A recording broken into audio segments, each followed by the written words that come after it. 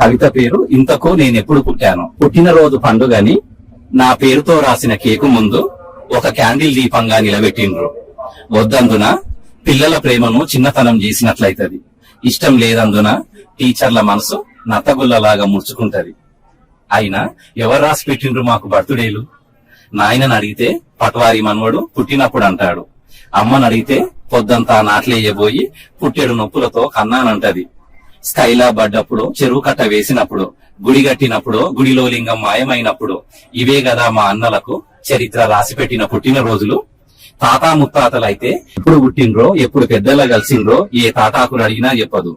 నాయన పెదనాయనలు మాత్రం మా చేత ఫోటోల కింద మరణం తేదీ రాయించుకొని పోయిండ్రు. కేక్ కట్ చేయబోతుంటే గడ్డి కోస్తూ వేలు తెగిన రోజు గుర్తొచ్చి వెనుకకు మళ్లీ నిలబడ్డాను. లోపల కన్నీటి కాల్వలు పారుతుంటే నీళ్లు అయిన అన్నాన్ని కళ్ళు మూసుకొని తిని కన్నీళ్లు తాగిన రోజులు. తింటున్న సల్లబువ్వలో ఈగబడితే చేతితో తీసేసి తిని కంకర్రాలు మోసిన రోజులు.